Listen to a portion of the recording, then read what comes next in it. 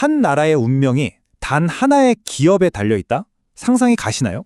그 회사가 기침하면 나라 전체가 감기에 걸리고 그 회사가 휘청이면 국가가 통째로 무너질 수도 있는 곳. 바로 대만 이야기입니다. 다들 아시다시피 지금 전 세계는 대만을 반도체 제국이라고 부르죠. 특히 세계 1위 파운드리 기업인 TSMC는 그야말로 성공의 상징이 됐습니다. 그런데 말이죠. 빛이 강하면 그림자도 짙다고 하잖아요. 이 화려한 성공 신화 뒤편에서 지금 아주 섬뜩한 붕괴의 신호들이 감지되고 있습니다. 자, 이 숫자 하나만 봐도 느낌이 오실 겁니다. 57.5%. 이게 무슨 뜻이냐면요. 대만 제조업의 절반 이상이 오직 반도체라는 단 하나의 산업에 목을 메고 있다는 겁니다. 참고로 우리나라가 한 23% 정도 되거든요. 그러니까 의존도가 무려 2.5배나 더 높은 거죠. 이건 뭐 사실상 대만이라는 섬 전체가 거대한 반도체 공장 하나가 되어버렸다. 이렇게 봐도 무방합니다. 자, 그럼 도대체 어떻게 이렇게 기형적인 구조가 만들어졌는지, 그리고 그게 왜 위험한지 지금부터 그 속을 한번 제대로 들여다보겠습니다. TSMC가 대만 경제에 끼치는 영향력은요, 우리가 생각하는 것 그 이상입니다. 이 화면을 좀 보세요. 진짜 놀랍지 않나요? TSMC라는 회사 딱 하나의 시가총액이 대만 주식시장 전체의 절반을 넘었습니다. 이게 얼마나 무서운 얘기냐면요. 대만에 있는 다른 수천, 수만 개의 기업들 주식을 싹 다 합쳐도 TSMC 하나를 못 이긴다는 뜻이에요. 이건 뭐 나라 경제가 사실상 한 회사의 인질로 잡혀있는 아주 극단적인 불균형 상태인 거죠. 이렇게 한 분야의 모든 걸 거는 이른바 몰빵 전략은요, 시스템 전체를 굉장히 취약하게 만듭니다. 경제학에서는 이걸 일종의 저주라고까지 불러요. 네, 바로 네덜란드병이라는 겁니다. 쉽게 말해서 하나가 너무 잘 나가니까 거기에 돈이랑 인재가 다 쏠려서 나머지 산업들이 싹 다 말라 죽어버리는 현상이죠. 80년대만 해도 대만에 잘 나가는 PC 브랜드나 중소기업들이 꽤 많았거든요. 근데 지금은 반도체 빼면 사실상 시체라는 말이 나올 정도로 다른 산업들은 대부분 OEM, 그러니까 하청공장 신세로 전락해버렸습니다. 이 그래프를 보시면 상황이 얼마나 심각한지 그냥 한눈에 딱 들어옵니다. 우리와 비교했을 때 대만의 반도체 의존도는 비정상적이라고 할 만큼 높죠. 이런 구조는 외부에서 작은 충격만 와도 나라 전체가 휘청일 수밖에 없는 아주 아슬아슬한 구조입니다. 근데 문제는 경제뿐만이 아닙니다. 지금 대만은요, 미국과 중국이라는 두 거인 사이의 패권 다툼 한복판에서 말 그대로 옴짝달싹 못하는 신세가 됐습니다. 철석같이 믿었던 동맹, 미국은요, 지금 하는 걸 보면 이게 동맹인지 의심스러울 정도입니다. 거의 기술 강탈에 가깝거든요. 애리조나에 공장 지으라고 압박하면서 대만이 정말 목숨처럼 지켜온 최첨단 2나노 기술이랑 R&D 센터까지 싹 다 내놓으라고 요구하고 있어요. 이게 왜 심각하냐면 대만을 공격하면 전 세계 반도체 공급망이 멈춘다는 게 대만의 마지막 보험, 이른바 실리콘 방패 전략이거든요. 이걸 미국이 자기 손으로 부숴버리겠다는 거나 마찬가지입니다. 반대편에선 중국이 무섭게 목을 조여오고 있습니다.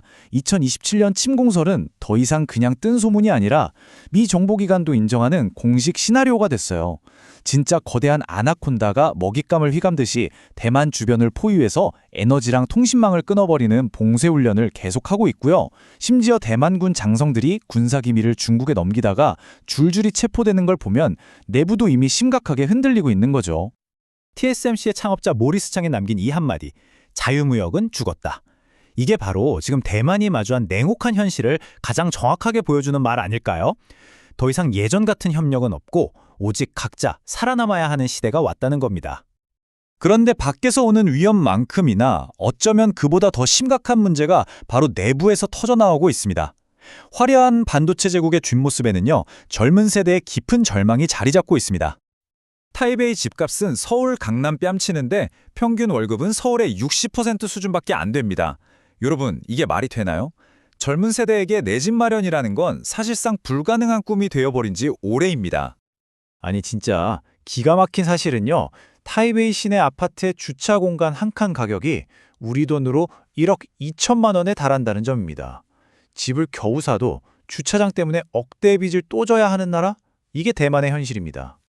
이런 절망적인 경제 상황은 결국 인구 위기로 이어질 수밖에 없죠. 대만의 합계 출산율은 0.87명, 전 세계에서 가장 낮은 수준입니다.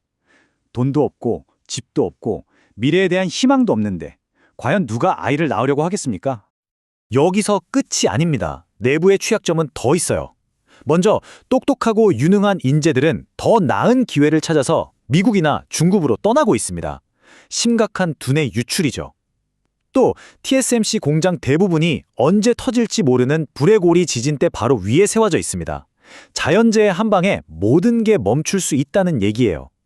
그리고 가장 치명적인 건 에너지의 98%를 수입에 의존하기 때문에 만약 중국이 바닷길을 딱 막아버리면 일주일도 버티지 못한다는 사실입니다. 자, 그런데 말이죠. 이렇게 대만이 안팎으로 흔들리는 이 상황이 역설적으로 그의 가장 강력한 경쟁자에게는 역사에 남을 만한 기회가 되고 있습니다. 누굴까요? 네, 바로 삼성전자입니다. 지금 당장 점유율만 보면 TSMC가 앞서가는 토끼처럼 보일 수 있습니다. 하지만 이 표를 한번 보세요. 이게 핵심입니다.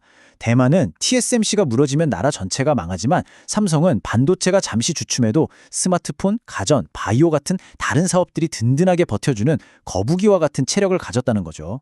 특히 삼성은 고객이 원하는 반도체를 설계부터 생산, 패키징까지 모든 걸 한 번에 다 해줄 수 있는 세계에서 유일한 턴키 솔루션 기업이라는 아주 강력한 무기를 가지고 있습니다. 오늘 우리가 살펴본 대만의 이야기는요, 단순히 한 경쟁국의 위기 분석에서 끝나지 않습니다. 이건 어쩌면 지금 우리에게 보내는 아주 강력하고도 무서운 경고장일지도 모릅니다. 한번 보세요. 우리 대한민국도 반도체 의존도가 굉장히 높죠. 세계 최저 수준의 저출산 문제로 신음하고 있죠.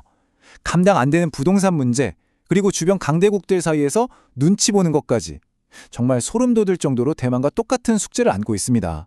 특정 산업에만 기대지 않는 균형 잡힌 경제, 젊은이들이 희망을 가질 수 있는 사회, 이 과제를 해결하지 못하면 우리도 언제든 제2의 대만이 될 수 있다는 이야기입니다. 과연 대만은 이 절체절명의 위기를 뚫고 반도체 제국의 왕자를 지켜낼 수 있을까요? 아니면 그 찬란했던 성공이 오히려 스스로를 무너뜨리는 독이 되고 말까요? 이 질문에 대한 여러분의 날카로운 의견을 기다리겠습니다.